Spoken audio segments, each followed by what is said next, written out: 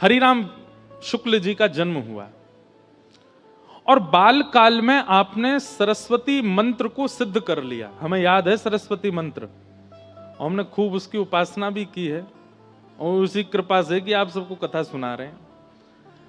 तो सरस्वती दिव्य मंत्र की आपने इतनी उपासना की, नवरात्रों में आप केवल अन्न जल त्याग करके जल और केवल कुछ फलाहार लेकर के सरस्वती मंत्र की उपासना करते थे। और उससे ऐसा हुआ कि व्यास हरिराम शुक्ल जी के जिह्वा पर वाग देवी सरस्वती साक्षात विद्यमान हो गई। उसका प्रभाव यह हुआ कि आपने अध्ययन करके स्वयं को इतना विद्वान बना लिया कि आप जिस जगह जाते वहां के विद्वानों को हरा देते। काशी में जिस गुरुकुल में आप पढ़े थे, उस गुरुकुल में सब विद्वानों ने मिलकर के सारे छात्रों में से आपको चुना और चुन करके मंच पर बुला करके आपकी विद्वत्ता से प्रसन्न होकर के आपको व्यास की उपाधि प्रदान की। इसलिए नाम पड़ गया हरिराम व्यास। हरिराम व्यास।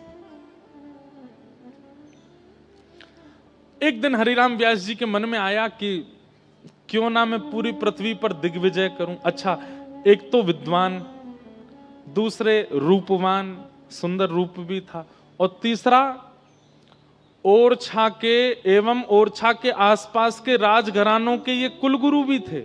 सब राजा इनके आगे हाथ जोड़े खड़े रहते थे। भागवत जी कहती हैं, कम आयु का होना, बहुत योग्यताएं प्राप्त कर लेना, बहुत सम्मान मिल जाना, स्वरूप का होना और सत्संग का ना होना, यह पतन का कारण बन जाता है। आप रूपवान हैं लेकिन सत्संग नहीं करते हैं तो आप रूप गर्विष्ठ हो जाओगे। आप धनवान हो लेकिन सत्संग नहीं करते तो धन का अहम आपके अंदर से कभी नहीं जाएगा। आप योग्यताओं से परिपूर्ण हो, विद्वान हो, गाना आता है, नाचना आता है, या कोई भी कलाओं से निपुण हो, लेकिन सत्संग नहीं है तो वो कला आपको एक दिन गिरेगी नीचे। इसलिए कितनी भी योग्यताएं हो, उन योग्यताओं के साथ सत्संग आवश्यक है जीवन में। हरिराम व्यास जी के पास सब कुछ था, सत्संग ही नहीं था। एक दिन हरिराम व्यास जी के मन में आया कि विद्वान तो हम हैं ही, इतने राजा हमारे चेला हैं, रूपवान भी सब कुछ है, क्यों ना दिग्विजय की जाए, पूरे भारत में मुझसे बड़ा कोई विद्वान ना हो ऐसी घोषणा करवा दी जाए। और उसके लिए क्या करना पड़ेगा? बड़े बड़े विद्वानों के पास जाकर के हमको शास्त्रार्थ करना पड़ेगा। सब लोग इधर देखो, सावधानी से सुनो।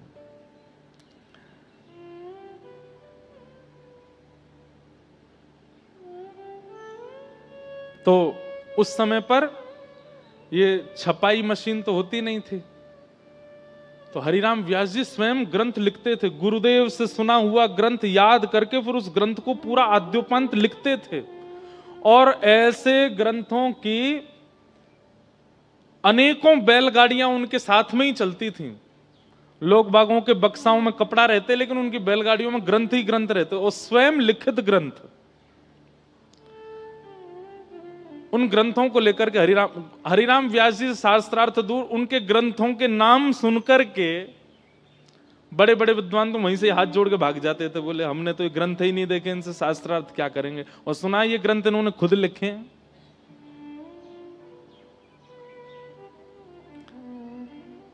बाल्यकाल में आप लोगों ने एक चतुर ब्राह्मण की कथा सुनी होगी, उसका नाम था तेनालीराम।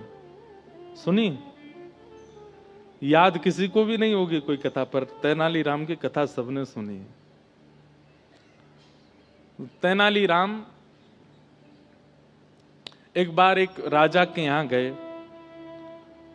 और वहां राजा के यहां एक बहुत बड़ा कोई विद्वान आया, और उसने पहले से ही अपने शिष्यों को भेज करके कहा कि हम राजा को कह दीजिए हम उसके यहाँ के विद्वानों को हराने आ रहे हैं और उसके कुलगुरु बनने आ रहे हैं।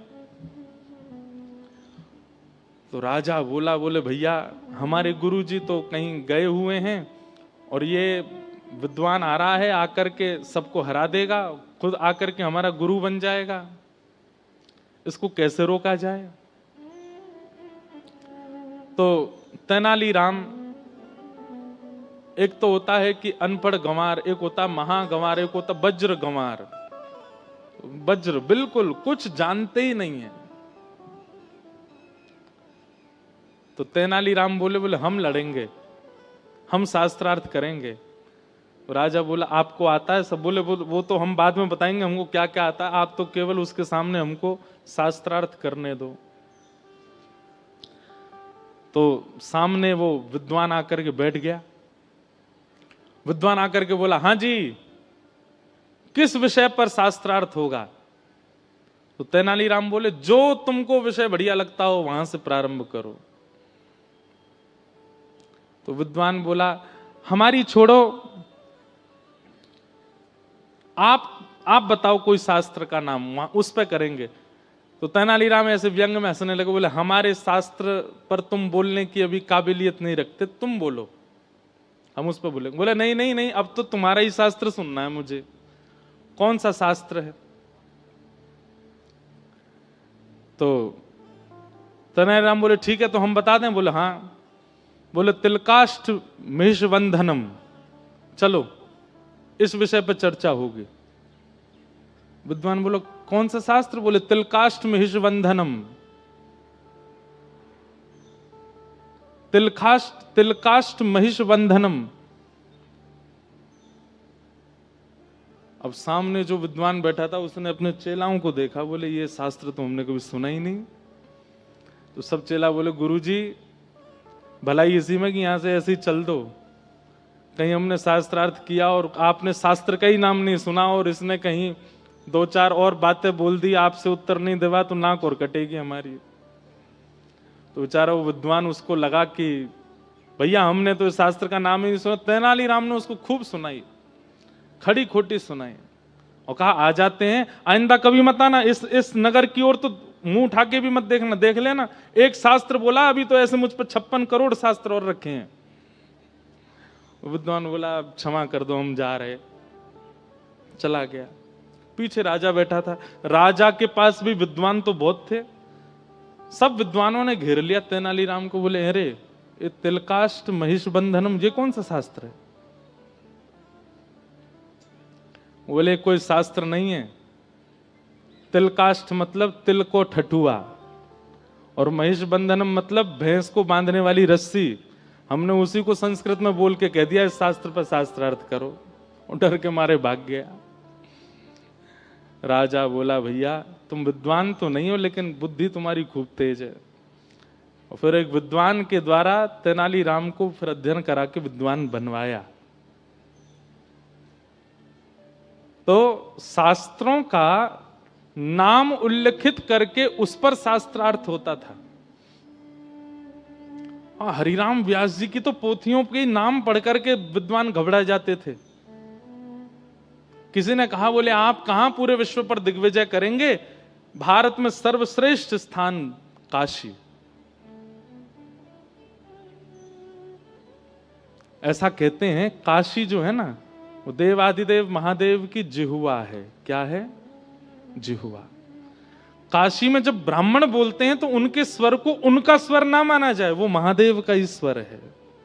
इसलिए काशी के स्वर अलग ही हैं, चाहे वहां गाने वाले हों, चाहे वहां ब्राह्मण बोलने वाले हों, वहां के वेद मंत्र पाठ करने वाले ब्राह्मणों को आप सुनिए, वहां के बड़े बड़े विद्वानों को, वो पूरे विश्व से अलग ही हैं। काशी में भगवान की, शिव की जिह्वा मानी जाती है। हरिराम व्यास जी अपनी वही 5-6 बैलगाड़ियों में भरे हुए ग्रंथ और दुनिया भर के दिग्विजय के पत्र लटका रखे थे, यहां जीते वहां जीते, वो सब उन पर लटके हुए थे। जैसे आजकल लोग गाड़ियों पर लिखवा लेते हैं, जो भी उनकी श्रेष्ठता होती है वो गाड़ी पर लिखी रहती है, चाहे महामंडलेश्वर हो, चाहे एमएलए हो, चाहे विधायक हो।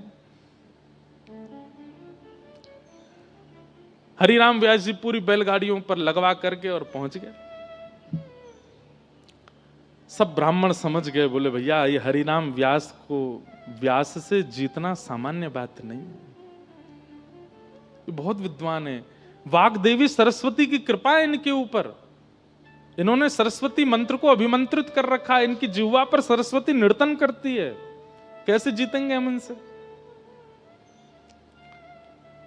सब ब्राह्मण व्याकुल होकर के देवादिदेव महादेव शंकर के पास गए और कहा कि हे महादेव, हमारी हार हो हमें स्वीकार, पर काशी की हार, ये तो आपकी हार मानी जाएगी ना, क्योंकि यहां तो सब ब्राह्मण आपकी वाणी है, कृपा कीजिए।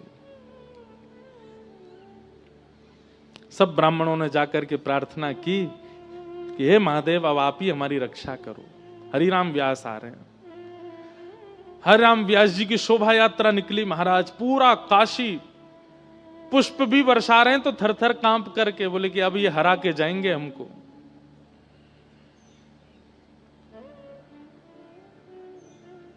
महादेव ब्राह्मणों से बहुत प्रेम करते हैं। बंधुओं, ब्राह्मणों से प्रेम करने का कारण भी, मैं कोई जाति विशेष पर बोलूं ऐसा मेरा भाव नहीं, पर ब्राह्मण की जीविका ठाकुर जी ही हैं। वो ठाकुर जी को गाता है, ठाकुर जी को भजता है, ठाकुर जी को तैयार करवाएगा ब्राह्मण, ठाकुर जी पे पुष्प चढ़वाएगा ब्राह्मण, ठाकुर जी की आराधना करवाएगा ब्राह्मण, ठाकुर जी के सब क्रियाकलाप इस संसार में करता ही ब्राह्मण है। तो उससे प्रेम होना सहज है ठाकुर जी का, भले ही उससे अपना घर चलाता है, लेकिन ठाकुर जी का सबसे ज्यादा ध्यान ब्राह्मण ही रखते हैं, इसलिए ठाकुर जी को बहुत प्रिय है।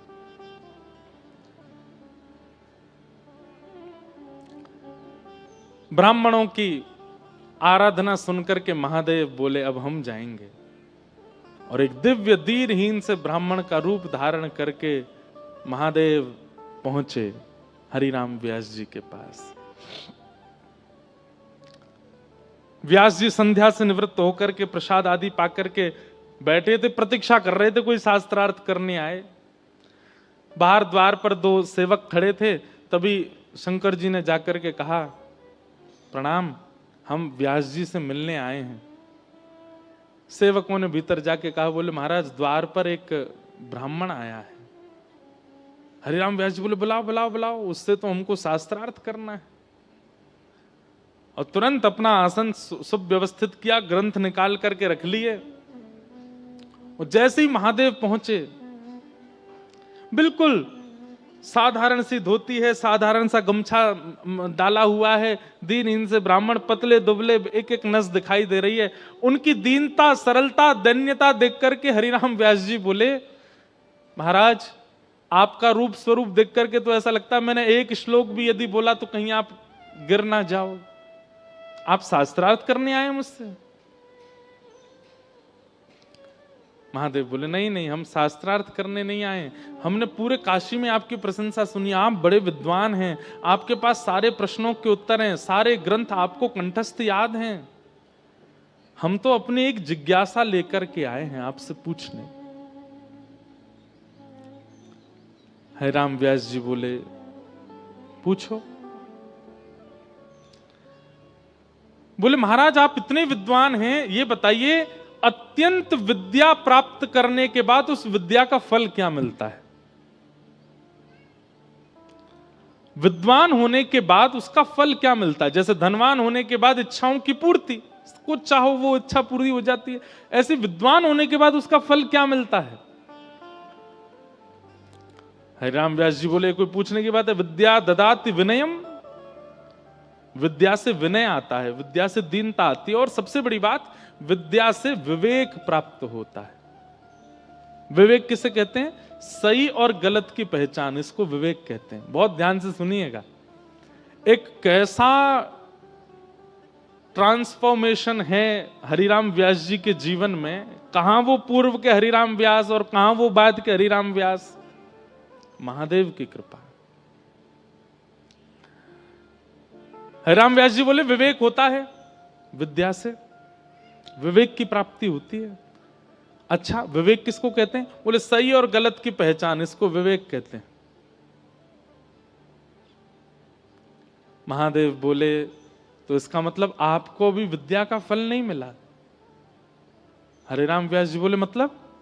बोले मुझे आपका विवेक विवेक सा लगता नहीं है। क्यों? क्योंकि आपने अपनी विद्या से, आपने अपनी विद्वत्ता से अपनों से नीचों को हराना उचित समझा है, ना कि उस विद्वत्ता से किसी का भला करना। आपने किसी के घर को प्रसन्न नहीं किया होगा, आपने किसी के घर को आनंदित नहीं किया। जितने ब्राह्मणों से अभी तक आप मिले सबको रुलाया ही आपने। यह आपका विवेक है। आप विद्वान केवल इसलिए बने हैं ताकि आप पूरे विश्व को हरा सकें, सबसे जीत करके सबके कुलपति बन सकें, और यह विद्या का फल तो नहीं होता। आज पहली बार हरिराम व्यास जी से किसी ने ऐसी बात की, उसके शब्दों में हरिराम व्यास जी को स्थिरता लग रही है। उसके शब्द सुनकर के हरिराम व्यास जी थोड़े से खोए खोए से लग रहे हैं। उसके शब्द सुनकर के हरिराम व्यास जी को पहली बार मौन रहने का मन कर रहा। नहीं तो हरिराम व्यास जी पे तो उत्तर हैं, ये बात याद रखिएगा। जिसके शब्द आपको स्थिर कर देते हो, जिसके शब्द आपके भीतर परिवर्तन करने की स्थिति पैदा कर देते हो, जिसके शब्द आपको अत्यंत शांत कर देते हो, समझ जाना या तो वो हरि हैं या कोई हरिजन है। शब्दों में बहुत ताकत है।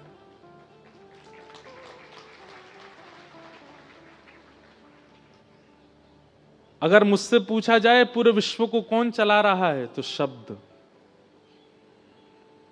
यहां जितने लोग बैठे हैं, कई लोग अपने जीवन में बहुत उपलब्धियां प्राप्त कर लेंगे शब्द की कृपा से। कई लोग अपने जीवन में वृंदावन की प्राप्ति कर लेंगे शब्द की कृपा से। कई लोग अपने जीवन में विरक्तता को प्राप्त कर लेंगे शब्द की कृपा से। और क्षमा कीजिएगा, कई लोग दुष्ट बन जाएंगे, कई लोग राक्षस प्रवृत्ति के हो जाएंगे, वह भी शब्द से। शब्द। हरिराम व्यास जी ने तुरंत हाथ जोड़े, बोले महाराज मुझे तुरंत सत्य बताइए, आप कौन हो? आप कोई सामान्य नहीं हो, आपका परिचय क्या है? और जैसे ही कहा आपका परिचय क्या है, इतने में ही जटा जूट धारी, त्रिपुंड मस्तक पर लगा है, त्रिनेत्रम त्रिशूल हाथ में लेकर के, गले में सर्पों की माला, आहा चिदानंद रूप शिवोहम शिवोहम चिदानंद रूप शिवोहम। साक्षात देवादिदेव महादेव काशी विश्वनाथ प्रभु प्रकट हो गए हरिराम व्यास जी के सामने। महादेव का वह रूप सौम्य करुणता, करुणावतार है। महादेव रुद्र, रुद्र उनका नाम है, परंतु वो रुद्र भाव में नहीं रहते, वो अत्यंत करुणा भाव में रहते हैं। आप कभी भी किसी भी शिवालय में जाओ, 24 घंटा पानी गिरता रहता है, इसका मतलब क्या? भीगे देव 24 घंटा भाव में भीगे ही रहते हैं। महादेव प्रकट हो गए और प्रकट होकर के हरिराम व्यास जी के सिर पर हाथ फेरने लगे। आज हरिराम व्यास जी को अपने जीवन में किए गए समस्त क्रियाओं के प्रति पाप की भावना आने लगी। मैंने कितने ब्राह्मणों को हताश किया, उदास किया, निराश किया, रुलाया। आज तक नहीं समझ पाया कि मेरी विद्वत्ता का कारण क्या होना चाहिए। आज महादेव प्रकट हो गए, चरणों में लिपट गए, बोले प्रभु कृपा करो। मुझे क्यों वाणी देवी की कृपा हुई? मुझे क्यों विद्वत्ता प्राप्त हुई? मैं क्यों पृथ्वी पर आया हूं? मेरे जीवन का उद्देश्य क्या है? कारण क्या है? कृपा करके अब जब आप आ ही गए हैं तो आप ही बताइए। देखो, नरसिंह मेहता के भाव में और हरिराम व्यास जी के भाव में एक बात स्पष्टता लगी, पूर्ण समर्पण। आप बताइए, हम आपसे कोई जिज्ञासा ना प्रकट करें, आप बताओ। क्योंकि जानते हैं कि महादेव जिस मार्ग का अनुसंधान करवाएंगे वो मार्ग कल्याणकारी ही होगा।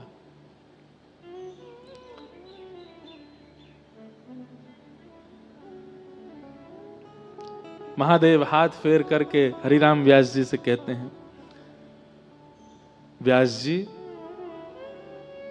उमा कहूं मैं अनुभव अपना, सत हरि भजन जगत सब सपना, सत हरि भजन जगत सब सपना। हे हरिराम व्यास, इस संसार में कितनी भी उपलब्धियां प्राप्त कर लो, तुम हमेशा अपने आप को अपूर्ण ही समझोगे। चाहे कितनी भी विद्वत्ता आ जाए, चाहे कितना भी धन आ जाए, कितना भी ऐश्वर्य आ जाए, कितनी भी योग्यताएं जीवन में आ जाए, आपको परिपूर्णता का अनुभव कभी नहीं हो सकता, क्योंकि ये सपना है और सपना कभी पूर्ण नहीं होता, वो अपूर्ण ही रहता है। ठौर तो केवल एक ही जगह मिलती है, स्थिरता तो केवल एक ही जगह मिलती है, चित्त को शांति और विश्राम तो एक ही जगह मिलता है। कहां? हरि चरणार बिंदों में। और व्यास जी, तुम कोई सामान्य जीव नहीं हो, तुम कोई सामान्य मानव नहीं हो, तो कौन हो? अरे नेत्र बंद करो, विचार करो, अपनी पूर्व की लीला का दर्शन करो। और हरिराम व्यास जी ने जैसे ही नेत्र बंद करके देखा, जैसे स्मृति में आया, तो क्या पाया? स्वयं को निकुंज में श्री विशाखा अली के रूप में देखा। महादेव ने दर्शन कराया कि तुम तो पूर्व की विशाखा सखी हो। ये व्यास बनना और पूरे विश्व को पराजित करना, ये तुम्हारा स्वरूप नहीं है। तुम्हारा स्वरूप तो वृंदावन को प्रतिष्ठित करना है। वृंदावन की महिमा बढ़ाने के लिए ठाकुर जी ने तुमको इस पृथ्वी पर भेजा है। हे विशाखा, हे हरिराम व्यास, अपनी विद्वत्ता से वृंदावन चंद के यश को गाओ, श्री युगल सरकार के यश को गाओ, और सबसे बड़ी बात, वृंदावन के यश को गाओ।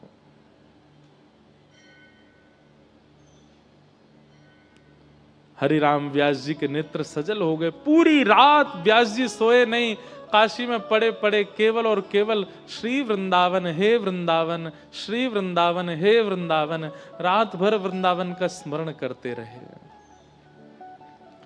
सुबह उठते ही सबसे पहले गए ओरछा। क्यों? अब देखो, बहुत सावधानी से सुनिएगा। महादेव की जब आज्ञा हो गई थी कि वृंदावन जाओ, तो सीधे वृंदावन क्यों नहीं गए? हरिराम व्यास जी के मन में अब आत्मग्लानि हो रही है कि मैंने इतना समय व्यतीत कर दिया बिना वृंदावन गए। मेरी करीब 30-35 वर्ष की आयु हो गई और मैं अभी तक वृंदावन नहीं गया। अब मैं किस मुंह से सीधे वृंदावन चला जाऊं? मैं मेरी श्यामा जी को, अपनी किशोरी जी को, जबकि उन्हीं की सखी हैं, उनको कैसे मुख दिखाऊं कि मैं धराधाम पर आकर के यहाँ की माया में इतना तल्लीन हो गया कि भूल ही गया कि मैं तो नित्य सहचरी हूं। अब किसी गुरु के जैसे अपराध करने के बाद में ये होता है ना, कोई बड़ा हमारी होड़ लेवे, कोई बड़ा हमारी साइड लेकर के हमारे आगे आगे चले और हमारी वो हमारी थोड़ी अर्जी लगा दे कि इसको क्षमा कर दो। तो अब गुरु की इच्छा, आज पूरे विश्व का गुरु बनने वाला स्वयं शिष्य बनना चाह रहा है। हरिराम व्यास जी के मन में आ रही है, कोई गुरु जी जीवन में आ जाएं, उन गुरु जी के साथ वृंदावन जाएंगे, अकेले नहीं। अब हरिराम व्यास जी अंतर्मुखी हो गए। अब ज्यादा मन में कोई और चिंतन नहीं चलता है, केवल वृंदावन जाना है, वृंदावन जाना। बड़े बड़े राजा आते हैं, आकर के अपने लाखों के जवाहरात उनके चरणों में अर्पित कर देते हैं, पर हरिराम व्यास जी को अब कोई मान सम्मान भाता नहीं, अब तो केवल वृंदावन जाना। एक दिन वेतवा नदी के तट पर सुबह सुबह हरिराम व्यास जी बैठे थे और तभी वहां एक नवल राम दास नाम के एक भक्त बैठ करके पद गा रहे थे।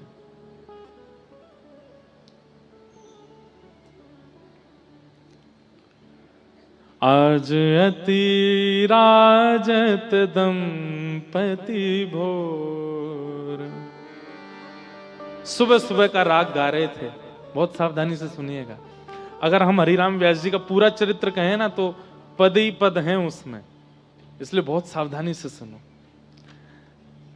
हरिराम व्यास जी बैठे हैं बेतवा नदी के तट पर और तभी उनके कानों में यह स्वर गूंज रहा है, आज अति राजत दंपति भोर, आज अति राजत दंपति भोर। अर्थ क्या है पद का सुनो, नेत्र बंद करके सब लोग अनुभव करो। सुबह सुबह का समय है और दोनों दंपति यानी कि युगल सरकार अपनी शयन सेज पर उठ कर के बैठे हैं शयन के बाद।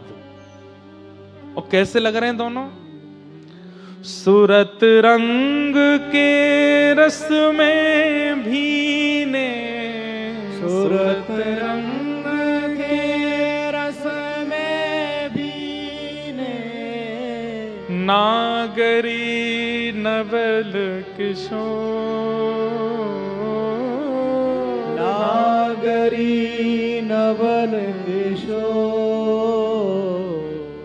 आज अति राजत दंपति भोर, आज अति राजत दंपति भोर।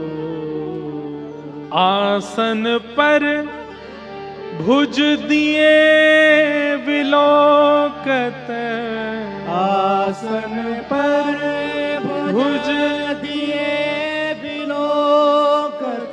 एक दूसरे के गले में गलवैयां डाल रखी है श्री राधा वल्लभ बिहारी जी ने और एक दूसरे के मुखमंडल को देख रहे हैं। आसन पर भुज दिए विलोकत, आसन पर भुज दिए विलोकत। इंदु वदन विवियोर, इंदु बदन विवियोर।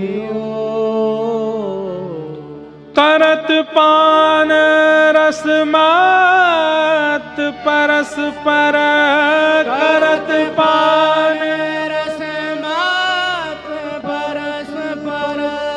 लोचन त्रसित चकोर, लोचन त्रसित चको। मानो श्री हरिराम व्यास जी को प्रत्यक्ष दिखने लगा। एक सेज पर युगल बैठे हैं, एक दूसरे के गले में गलवैयां डाले, एक एक अंग को मानो ऐसे पी रहे हो जैसी प्यासी जिह्वा जल का पान कर रही हो। नेत्र नेत्रों को देख रहे हैं, नासिका नासिका के सन्मुख है, गले में गलवैयां हैं, एक दूसरे मानो जैसे एक श्याम वर्ण गौर वर्ण एक दूसरे में बस अभी मिल ही जाएंगे क्या।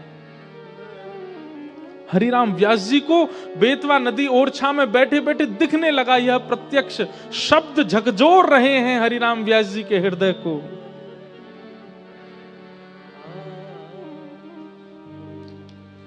आहा, दोनों सेज से उतर के चलने लगे तो कैसे चल रहे हैं? पग डगमगत चलत बन बिहरत, पग डगमगत चलत बन विहरत। जैसे कोई सुबह उठते ही सीधी चाल नहीं चल पाता, और ठाकुर जी तो वैसे ही टेढ़ी चले, और सुबह सुबह उठ के तो जन कितनी टेढ़ी चलते होंगे। और सुबह सुबह जब उठता है ना व्यक्ति, तो वो पूरी पूरी चाल पूरे पूरे चरण नहीं बढ़ाता, धीमे धीमे चरण, थोड़ी उसकी गति जो है वो धीमी होती है। कैसे लग रहे हैं दोनों? कि पग डगमगत चलत बन बिहरत, पग डगमगत चलत बन विहरत। रुचिर कुंज घन घोर, रुचिर पुंज घन घोर। जय श्री हित हरिवंश लाल ललना मिल,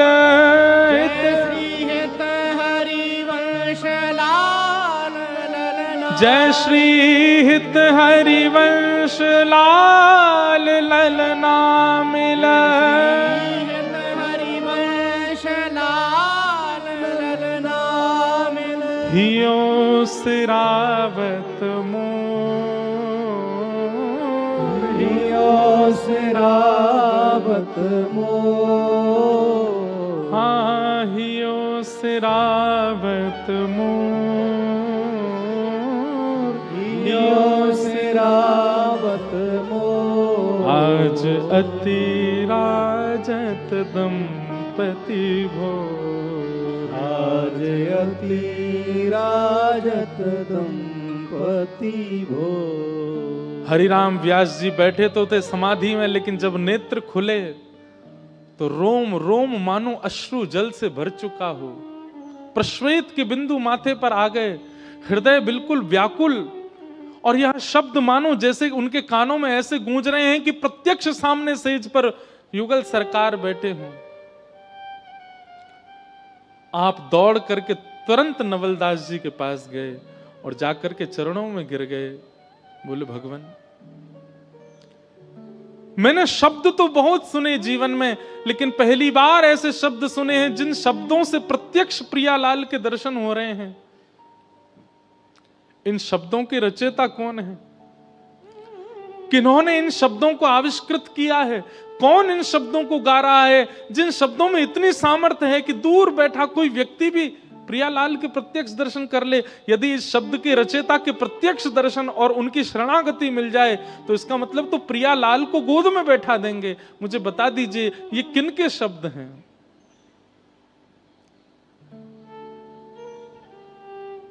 नवलदास जी मंद मंद मुस्काने लगे और कहे, व्यास जी ध्यान से सुनो। जय श्री हित हरिवंश लाल ललना मिल, जय श्री हित हरि लाल ललना, जय श्री हित हरिवंश लाल ललना मिल, हित हरिवंश लाल ललना, हियो सिरावत मोर, हियो सिरावत मोर। ब्रज वृंदावन में श्री राधा वल्लभ लाल जी को विराजमान जिन्होंने किया है, ऐसे जिनके कृपा पात्र से मैं इस भाव को गा रहा हूं, ऐसे श्री हितरवंश महाप्रभु, उनका ये भाव। हरिराम व्यास जी ने अब विचार नहीं किया। मैंने बंधुओं कथा में कहा है कि वृंदावन आपको आमंत्रित कर रहा है, इसके 3 संकेत मिलेंगे। पहला संकेत स्वप्न में वृंदावन की स्मृति, दूसरा संकेत वृंदावन से किसी ब्रजनिष्ठ ब्रजवासी या फिर किसी वैष्णव का आपके नगर में आगमन, और तीसरा वृंदावन का कोई प्रसाद आपको प्राप्त हो जाना। ये 3 स्थिति यदि हो, स्वप्न में वृंदावन, नगर में ब्रजवासी का आगमन और आपकी जिह्वा पर या आपके कानों में ब्रज का कोई प्रसाद उड़ेल दे, ये 3 स्थिति एक साथ यदि बने तो समझ जाइए वृंदावन आपको आमंत्रित कर रहा है। तुरंत जाइए वृंदावन। हरिराम व्यास जी नित्य स्वप्न में वृंदावन का दर्शन करते हैं, और आज नवलदास जी के आगमन से एक ब्रज का निष्ठ व्यक्ति उनके नगर में आ गया और श्री हितरवंश महाप्रभु के रचित यह भोर का पद गाकर के उन्होंने प्रसाद दे दिया। अब हरिराम व्यास जी रुके नहीं, जिस अवस्था में थे तुरंत वृंदावन की ओर निकल पड़े। लेकिन ऐसा कहते हैं, उनके चरित्र में आता है कि हरिराम व्यास जी ने किसी को बताया भी नहीं कि वो जा रहे हैं, परंतु वो 5 बैलगाड़ियों में भरी हुई जो पोथियां थी उनको संग लेकर के गए। किसी ने कहा इन पोथियों ने अब भी पीछा नहीं छोड़ा। नहीं, हरिराम व्यास जी वृंदावन जाकर के निचोड़ निकालना चाहते हैं कि इन्होंने मेरा क्या किया। जब मेरा ही कुछ नहीं हो पाया तो किसी का क्या होगा इनसे। इनको जाके विसर्जित करके आऊंगा वृंदावन में, इसलिए लेकर के गए और सीधे श्री हरिराम व्यास जी वृंदावन पहुंचे।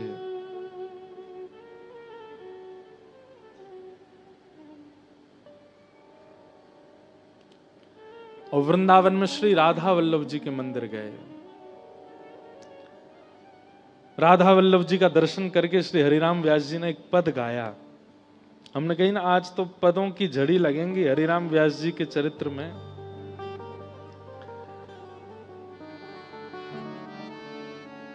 हरिराम व्यास जी गा रहे हैं, बहुत सुंदर भाव है।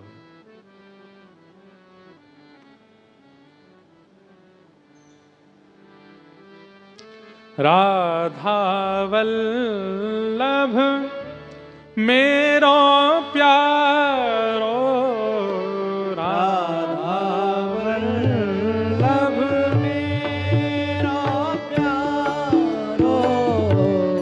प्रथम दर्शन किया है श्री राधा वल्लभ लाल जी का और श्री हरिराम व्यास जी गा रहे हैं, जय हो। क्योंकि देखो, राधा वल्लभ जी महादेव के ठाकुर जी और श्री हरिराम व्यास जी को सेवा में भेजा भी किसने? श्री महादेव ने भेजा है। इसलिए प्रथम दर्शन करते ही चित्त में अपने आप शब्द प्रकट होने लगे, राधा वल्लभ मेरो प्यारो, राधा वल्लभ मेरा प्यारो। सर्वोपरि सबही को ठाकुर, सर्वोपरि सबही को ठाकुर। सर्वोपरि सबही को ठाकुर, सर्वोपरि सबही को ठाकुर। सब सुखदानी हमारो हमारो, सब सुखदानी हमारो गाओ। हमारो। राधा वल्लभ मेरो प्यारो, राधा वल्लभ मेरा प्यारो।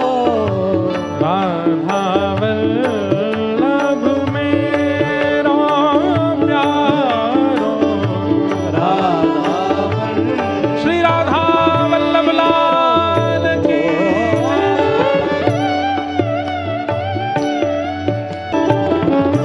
ऐसी सुंदर सुंदर उपाधि दे रहे हैं राधा वल्लभ जी को श्री हरिराम व्यास जी। क्या? हाँ, ब्रज वृंदावन नायक सेवा, ब्रज वृंदावन। सब लोग गाओ। नायक सेवा। एक बात कहें, नामदेव जी महाराज कह रहे थे अपनी किसी वाणी में, एक दिन नामदेव जी का भी चरित्र सुनाएंगे। नामदेव जी कह रहे थे कि अगर सत्संग होता है, कीर्तन होता है और कोई बैठा बैठा केवल सुनता है, कीर्तन में गाता नहीं है, करताल नहीं बजाता, तो इसका दंड उसको अगले जन्म में बिना वाणी का बनना पड़ता है। इसलिए भैया, अगले जन्म में वाणी चाहिए तो या जन्म में गाओ।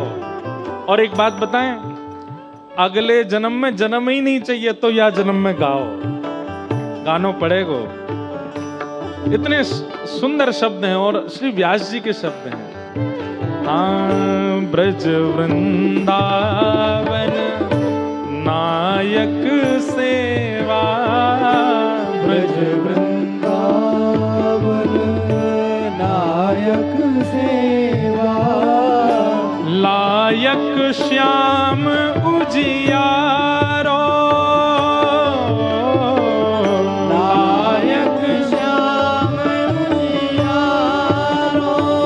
और प्रीति रीति पहचाने जाने, प्रीति रीत पहचाने जाने। प्रीति रीत पहचाने जाने, प्रीत पहचाने जाने। और रसिकन को रखवारो वारो, रसिकन को रखवारो वारो। राधा वल्लभ मेरो प्यारो, राधा वल्लभ मेरा प्यारो।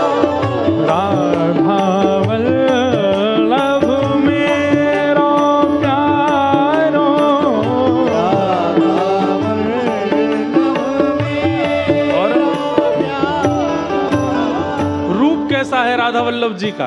आहा, श्याम कमल दल लोचन नैना, श्याम कमल दल लोचन नैना, मोचन दुख नैनन को तारो, मोचन दुख नैनन को तारो, मोचन दुख नैनन को तारो, मोचन दुख नैनन को तारो, अवतारी सब अवतारन को, अवतारी सब अवतारन को,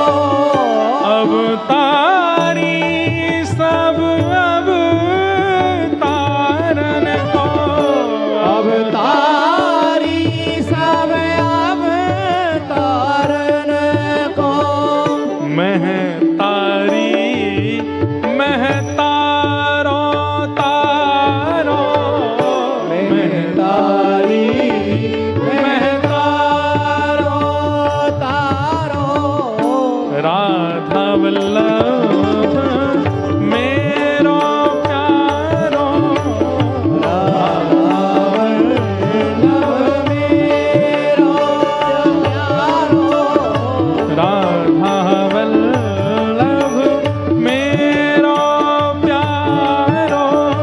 राधा वल्लभ मेरो प्यारो। और अंत में व्यास जी कह रहे हैं राधा वल्लभ जी को पहली बार देखा है अभी, मूर्तिवंत काम गोपिन को, मूर्तिवंत मूर्तिवंत काम गोपिन को, गाय गोप को गारो गारो, गाय गोप को गारो गारो, व्यास दास को प्राण सजीवन, व्यास दास को प्राण सजी। व्यास जी के चित्त में आया, जिनकी वाणी सुनकर के मैं ओरछा से चला आया,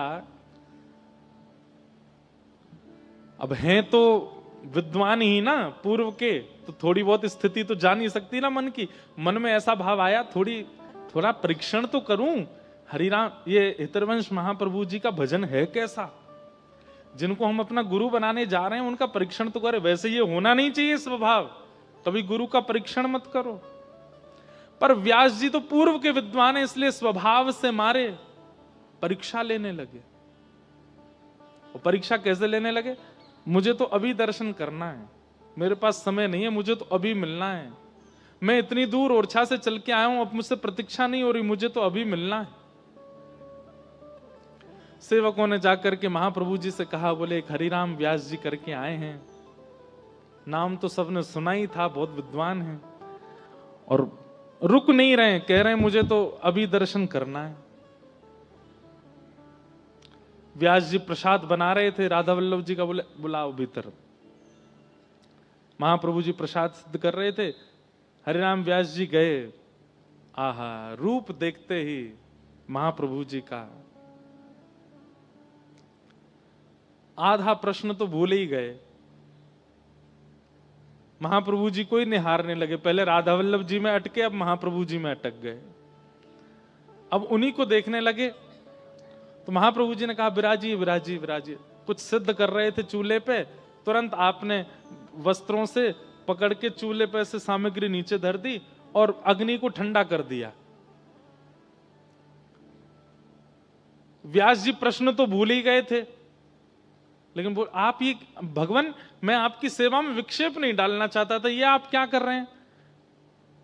आपने मेरी वजह से प्रसाद सिद्ध करना क्यों बंद कर दिया? आप प्रसाद बनाते रहिए ना, मेरी जिज्ञासाएं जो होंगी मैं पूछ लूंगा बैठ करके। महाप्रभु जी का इतना सुंदर उत्तर। महाप्रभु जी कहते हैं, व्यास जी तुम्हें ऐसा लगता है कि प्रसाद बनाना हाथों की क्रिया है। संसारी व्यक्ति के लिए भोजन बनाना हाथों की क्रिया हो सकती है, ठाकुर जी के लिए तो हाथों से प्रसाद नहीं, हृदय से बनता है। और यदि मेरा हृदय प्रसाद में लगा है तो तुम्हारे प्रश्नों का उत्तर मेरा हृदय कैसे देगा? मेरा हृदय एक समय पे एक ही काम कर सकता है, या तो तुम्हारे प्रश्नों के उत्तर दूंगा या फिर मैं प्रसाद बनाऊंगा। हाथों की क्रिया और हृदय की क्रिया ये भिन्न संसार में होती हैं, सेवा में तो ये सब एक हो जाते हैं। सेवा में दर्शन नेत्रों से नहीं होता, हृदय से होता है। कथा कानों से नहीं, हृदय से सुनी जाती है। नृत्य पैरों से नहीं, हृदय से किया जाता है। प्रसाद सिद्ध हाथों से नहीं, हृदय से किया जाता है। और हृदय जब सेवा में लगा है तो उस हृदय से तुम्हारी जिज्ञासा का उत्तर कैसे दूंगा? हृदय तो एक ही जगह लगेगा ना। ये हाथ की क्रिया नहीं है, ये हृदय की क्रिया। इसलिए एक समय पे एक काम, पहले तुम्हारी जिज्ञासा का उत्तर देंगे, फिर प्रसाद बनाएंगे। व्यास जी बोले, मेरी जिज्ञासा का समाधान हो गया, मैं समझ गया, मुझे यही पूछना था और यही मुझे पता चल गया। मैं अभी तक हृदय और शरीर की गतिविधियों को अलग समझता था। हृदय चाहता था कि वो वृंदावन आए, पर शरीर दिग्विजय प्राप्त करने में लगा हुआ था। हृदय को शांति नहीं मिल रही थी। और आपने आज वो सत्य बता दिया कि ये जो धन की प्राप्ति, ऐश्वर्य की प्राप्ति, ये सब प्राप्ति शरीर का धर्म है, हृदय का नहीं। हृदय का धर्म तो इनकी प्राप्ति। हरिराम व्यास जी तुरंत प्रणाम करके गए, बंधुओं ये हैं गुरु। आपकी जिज्ञासा का समाधान नहीं, उनकी गतिविधि आपका उत्तर दे दे। समझ रहे हैं बात को? उनकी सामान्य नित्य की क्रिया, उठना बैठना, चलना फिरना, लेटना, पढ़ना, बोलना, जो वो रोज ही करते हैं, उसी से ही आपके उत्तरों का समाधान मिल जाए, वो हैं गुरु। हरिराम महाप्रभु जी ने तो उत्तर दिया भी नहीं है, केवल एक क्रिया की और व्यास जी को उत्तर मिल गया। और गए जाकर के अपनी जितनी पोथियां लेके आए थे सब जाकर के जमुना जी में विसर्जित कर दी। और विसर्जित करके बोले अब रहेंगे वृंदावन में। आहा, बैठी रहूं कुंजन के कोने, श्याम राधे का गाऊं, किशोरी तोरे चरणन की रज पाऊं। अब तो श्री हरिराम व्यास जी वृंदावन में रहते हैं, कहीं नहीं जाते, किसी से नहीं मिलते, पूरे दिन केवल वृंदावन में निवास करते हैं। हरिराम व्यास जी का स्वभाव थोड़ा सा विनोदी स्वभाव था। कैसा स्वभाव? विनोदी मतलब थोड़े मजाक किया थे। तो कभी कभी सभा बैठती थी संत जनों की, तो हरिराम व्यास जी विनोद करते थे थोड़ा सा। तभी एक दिन सभा में सब संत जन बैठे थे, तभी वहां पर आगमन हुआ श्री गोपाल भट्ट गोस्वामी जी का। और श्री गोपाल भट्ट गोस्वामी सबको निमंत्रण देके गए, बोले भैया हमारे लाला को कल झूला उत्सव है, सब लोग आइयो।